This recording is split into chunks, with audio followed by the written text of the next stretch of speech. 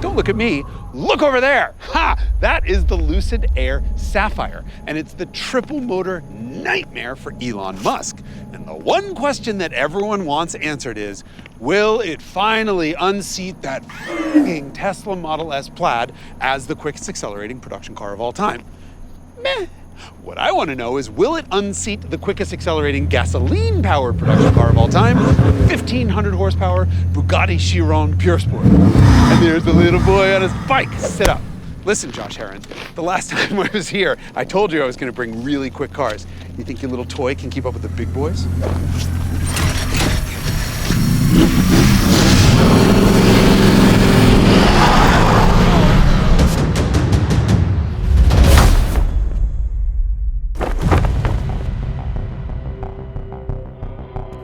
35 years ago, when most of the German auto industry made an agreement to limit their cars to 155 miles an hour so that wide open sections of Autobahn would be safer, the fastest car in the world could accelerate to 116 in the quarter mile.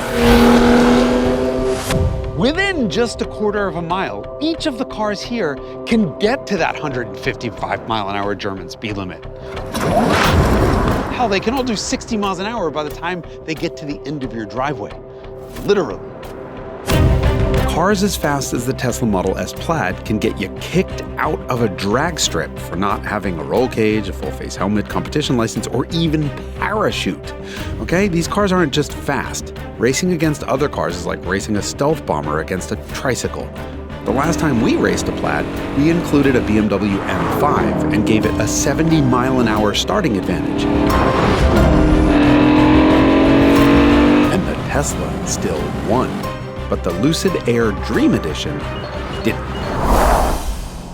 And so we're back with an engineering prototype Lucid Air Sapphire. This is mechanically identical to the car that's about to go into production. So if the Lucid loses here today, well, the Lucid engineering team loses their job. With an additional rear motor, 1,200 plus horsepower, and grippy Michelins, the Sapphire can finally go head-to-head with the triple motor, 1,020 horsepower Tesla Model S Plaid.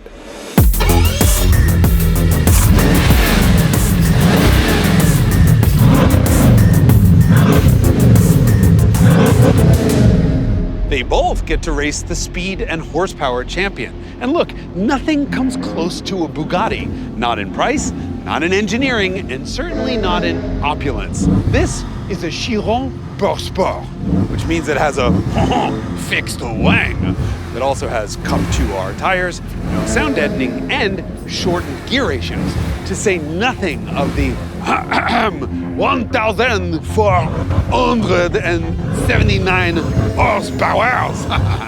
So now we race. Oh,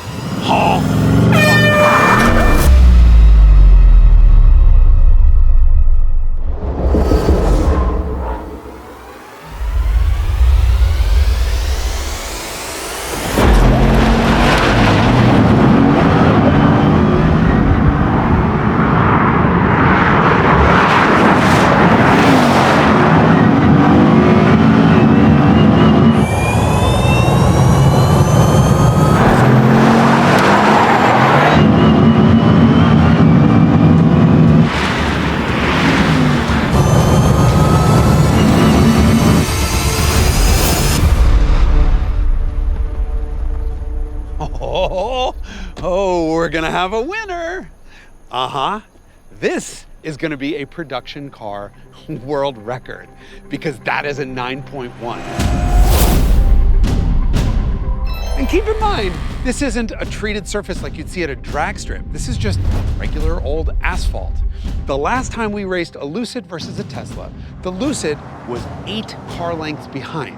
Now it's 3 in front. And you wouldn't have thought that going from 1,111 horsepower in the Lucid Air to 1,200 plus in the Sapphire would have made that much of a difference. But it did, and it's all about traction and torque at the rear wheels. At these levels of acceleration, so much weight is shifted rearward that the front wheels aren't really contributing that much. In the Dream Edition, that meant the rear motor was maxed out, but the front motor was reducing its output to avoid wheel spin. Adding a second motor to the rear means the Sapphire now has enough power at the back that it can take full advantage of all of the traction it has at the rear, meaning it's maxing out all 4 tires. This is despite the Plaid having that cheetah mode thing where it rears back on its haunches for a better launch. But the fact is, the Model S Plaid just doesn't have enough torque to keep up. Haha! When was the last time you heard anyone say that?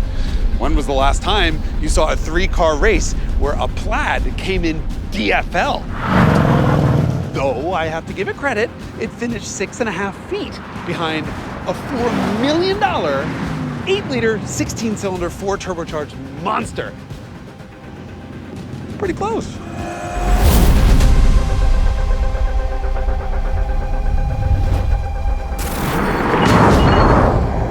If you think the Chiron's slow 0 to 60 is because it's slow off the line, oh, think again. It's violent. The thing revs the engine, dumps the clutch, and does a 4-wheel burnout. It's brutal. But it all comes down to traction control. An internal combustion engine can be adjusted in its output maybe a couple times a second. But an electric motor can go from full power to nothing 1,000 times a second. And that's what gives these things an advantage. The only reason the Chiron didn't win this race outright is this race wasn't long enough. Trust me, keep your foot in it long enough and that thing will leave the 2 EVs for dead. And then it runs out of gas. But it's probably faster than the jet that it costs more than.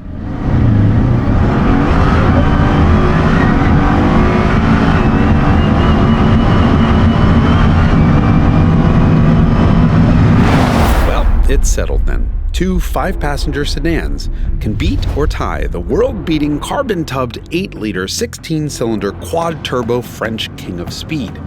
So as far as quarter-mile drags go, I guess this was the final nail in the coffin for internal combustion. Holy shit, no it's not. We brought that motorcycle. Holy poop indeed. Because the last time we raced a car against the Ducati Panigale V4 SP2, it was against a Corvette Z06, and the bike left the car for dead. But Moto America Supersport champion Josh Herrin thought there was a little more left in the bike. So Ducati has come back with some suspension tweaks and clear guidance from corporate. Do not be easy on the clutch. Beat that Lucid for the lure of gasoline.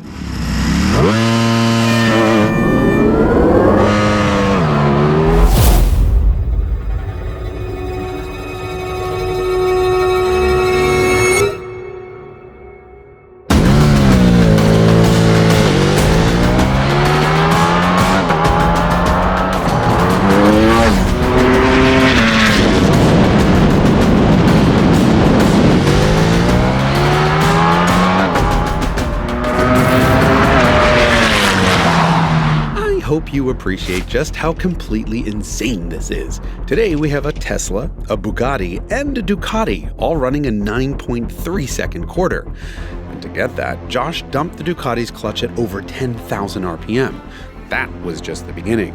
Watch the front wheel as it skims the pavement practically the whole way down the track. This was the limit. As fast as this 210 horsepower motorcycle can possibly accelerate without going ass over tea kettle. And yet, a 5-passenger luxury sedan beat it.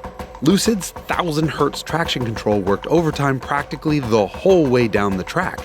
At the line, both the Lucid and the Ducati were over that 155 mile an hour mark where the Germans said, enough is enough.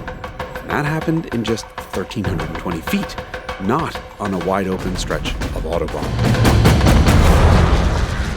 Oh, this is a good time to stop and reflect. Because the sun went down and the track is closed. But really, we're at the limit. If you added more power to any of these cars, they certainly wouldn't have been any quicker to 60, and really wouldn't have been any quicker through the quarter mile. And now that Bugatti and Rimac are the same company, you can expect the Chiron's replacement to also be electric, which will then start a whole new chapter in speed. Speed may not be everything, but it's certainly something. And today that something is the Lucid Air Sapphire, which is the quickest production car we've ever seen. You couldn't even keep up with it. Yes!